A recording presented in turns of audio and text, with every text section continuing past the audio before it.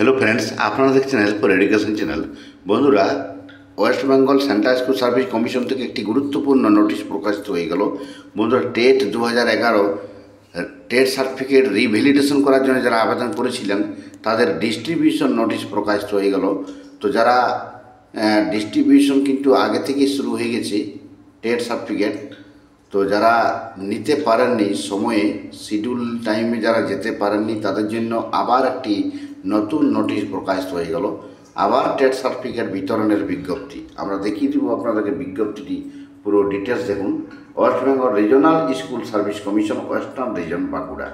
তো এটি western reason থেকে প্রকাশিত হয়েছে। এর আগের কিন্তু নোটিশটি সাউথ ইস্টার্ন রিজনে ছিল।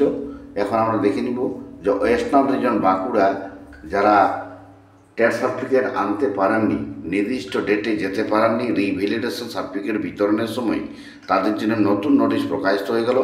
যারা যেতে পারেননি তাদেরকে 12 জুন 2025 তারিখে এবং 13 জুন 2025 তারিখে এই টেট সার্টিফিকেটগুলি দেওয়া হবে। তো দেখুন, 12 তারিখে কারা যাবেন? যারা রিজনাল অফিসে রিভ্যালিডেশন করার জন্য আবেদন করেছিলেন তারা যাবেন 12 তারিখে। আর যারা সেন্ট্রাল স্কুল সার্ভিস কমিশনের অফিসে যারা জমা করেছিলেন তারাকে 13 তারিখে যেতে হবে। তো 12 জুন যারা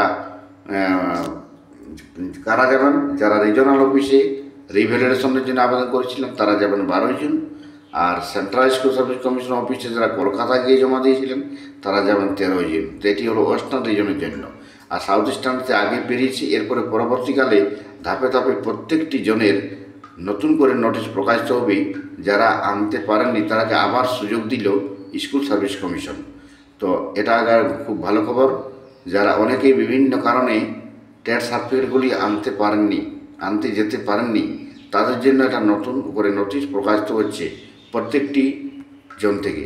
এই নোটিশটি ওয়েস্টার্ন রিজন থেকে দেওয়া হয়েছে। তো বুঝতে পারছেন, এটি হলো 12 জুন আর 13 জুন। কারা যাবেন সেটাও জেনে গেলেন। ভিডিওটি লাইক ও শেয়ার করবেন।